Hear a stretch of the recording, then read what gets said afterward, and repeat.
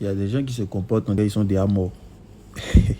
À cause d'une situation qu'il a traversée, c'est fini. Il a arrêté d'aller à l'église, il a arrêté de lire la Bible, il a arrêté. Ça, lui, sa vie là maintenant, là, lui, il attend sa mort en fait. Donc, il n'y a plus d'espérance, il est là comme ça dans la ville. Toi, il y a un petit moment qui s'est passé, tu es débattu. Ça veut dire que, bon, la vie s'est arrêtée. Mais maintenant, tu vis pourquoi? Bon, tu es vivant, c'est pourquoi? C'est non seulement tu ne crois plus, mais tu pêches seulement. Tu pêches seulement, tu pêches. Et puis, il y a une autre catégorie de personnes, c'est-à-dire, après le péché, eux-mêmes, ils ont déclaré qu'ils ne sont plus pardonnables. C'est-à-dire, c'est pas Dieu qui a dit. Le gars, lui, se lève, il dit, moi, c'est bon, je décide de ne pas me pardonner et je décide que Dieu ne me pardonnera point. Bon, donc, tu vas aller en enfer, quoi. Tu vas aller en enfer. Ah, il ne comprend pas. On est sur la terre, on n'est pas Dieu. On n'est pas parfait. Il nous arrive des comportements malsains, de mauvaises pensées. Justement, c'est pour ça qu'on parle de repentance. On peut être son propre sorcier comme ça, mon ami. Dieu dit 7 fois le juste tombe, il se relève. Toi, tu dis non, le juste va rester à terre. Dieu dit non, je prends plaisir à la miséricorde. Tu dis non, Seigneur, toi, tu n'aimes plus la miséricorde. Maintenant, toi, tu es un Dieu qui juge. Dieu a pardonné à l'enfant prodige qui allait dilapider tout son héritage. Il dit non, que toi, tu n'es pas l'enfant prodige. C'est-à-dire que toi seul, tu t'élimines. Non, mon gars, plus sérieusement, si Dieu ne veut pas te pardonner, il ne va pas te blaguer, quoi. Dieu n'a pas peur de nous, hein. S'il ne veut pas te pardonner, il va te dire, je ne te pardonnerai point. Mais c'est pas ce qu'il a dit. Quand tu prends Isaïe 55 au verset 7, je crois, il dit que le méchant abandonne sa voie, qu'il retourne à l'Éternel qui aura pitié de lui, à notre Dieu qui ne se lasse pas de pardonner. Ça veut dire que Dieu ne se fatigue pas de pardonner. C'est un caractère de Dieu. Il n'est pas comme nous aujourd'hui, comme il a donné pardon. C'est lui qui a dit, si ton frère pêche contre toi 77 fois, 7 fois, tu dois lui pardonner. À chaque fois qu'il vient demander pardon, tu dois lui pardonner. C'est comme ça que Dieu est. C'est pas ton camarade du quartier où au matin tu t'es passé de là-bas salut et puis il te voit et puis c'est la guerre. Non, ça n'a rien à voir. Dieu n'est pas comme ça. La Bible dit, en lui, il n'y a aucune ombre de variation. Ça veut dire, c'est qu'il a dit aujourd'hui, c'est la même chose qu'il va dire demain. Tant que tu es vivant, tu n'es pas mort, il ne va pas te juger. Il est encore ton ami, il te tend encore la main. Tant que tu n'as pas encore donné ton dernier souffle de vie, là, tu peux encore te repentir. Voilà le brigand à la croix, mon frère. Il a péché toute sa vie, à la dernière minute, net. Bon, peut-être aussi c'est ça ton plan. Peut-être que tu allais là, tu es calme parce que tu te dis que non, tu as fait arriver vers ta mort là-bas. Et puis, pas un coup, tu t'es converti, mon ami. T'as dit payer, c'est un jeu. Si tout le monde savait, aïe. Toi aussi, on dit que tu vas mourir le 23 mars 2023. Bon, ok. Tu kiffes qu'à 22 mars à 23h59. Seigneur, pardonne pour mes péchés, reçois-moi dans ton paradis. Oh Dieu. Mais ça ne se passe pas comme ça, mon frère. Tu vois? Et dans ce cas-là, Dieu ne pourra pas faire grand chose avec toi. Dieu ne pourra pas t'utiliser. Le brigand à la croix a été sauvé, oui, parce que Dieu l'a aimé, le Seigneur lui a fait grâce. Mais sa vie n'a pas pu être utile aux hommes. Tout le potentiel qu'il avait, il n'a pas pu.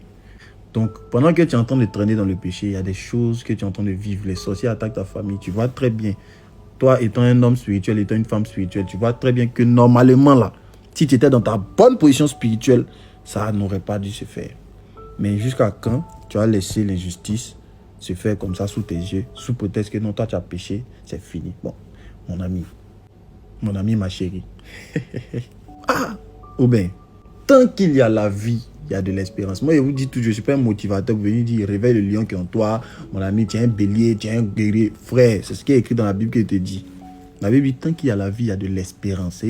La Bible dit, un chien vivant vaut mieux qu'un lion mort. Pourquoi? Parce que le chien, là, il est vivant. Le lion, il est déjà mort. Il ne peut plus rien créer. Mais le chien peut encore créer quelque chose. Même si tu es le dernier, du moment où tu es vivant, là, tu peux créer quelque chose. Et la chose qu'on demande de créer, ce n'est pas grand-chose. Sois d'abord en paix avec ton Dieu. Pour être en paix avec Dieu, là, on ne va pas loin. C'est de toi à lui. Tu te mets dans ta chambre, tu parles comme façon de te parler là.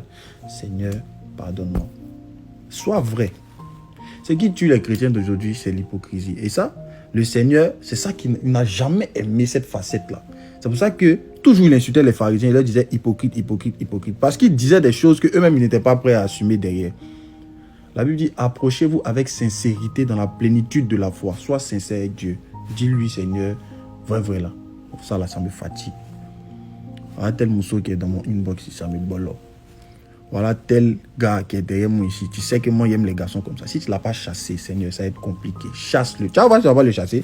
C'est parce que tu sais qu'il va le chasser que tu ne fais pas ce genre de prière. Tu vois?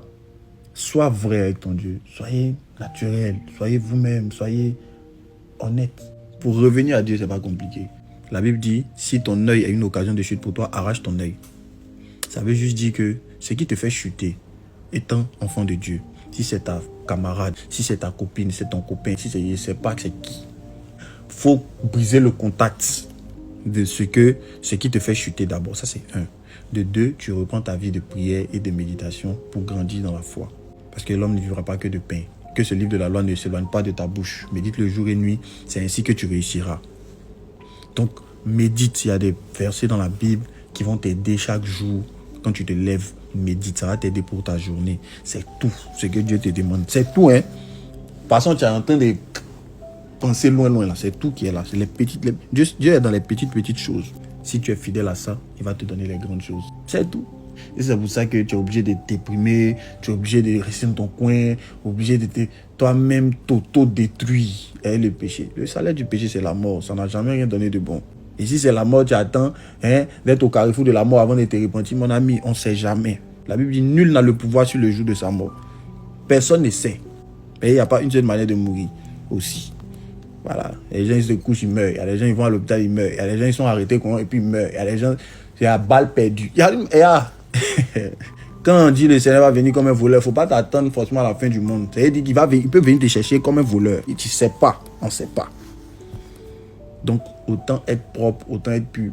La pureté même, c'est toi-même, ça va arranger. Dieu a déposé des paix pour toi. Et c'est Satan qui a créé rapport sexuel. Et c'est ça qui nous fatigue. Nous, les jeunes, il n'y a pas deux choses. C'est Satan qui a créé rapport sexuel. Tu es dedans comme ça, tu te promènes partout là. Attrape-toi une personne, mariez-vous. C'est tout. Et c'est ça là. On a besoin de se promener partout, faire les... Non. Va voir ses parents, mariez-vous. Mariage, c'est pas cher. C'est combien? 36 500 à la mairie de Yopougon. Vous qui avez marié au plateau là, c'est cher. Allez à la mairie de Yopougon, mariage à 4, vous prenez toi et ta copine, tu la prends, elle, sa camarade, des témoins, vous mariez, c'est fini. Bague là, c'est pas vous cotisez pour payer. C'est fini. Et dans ça là, on est obligé de rester dans le péché. Il va aller en enfer pour ça, mon ami. En tout cas, que Dieu vous garde en ensemble.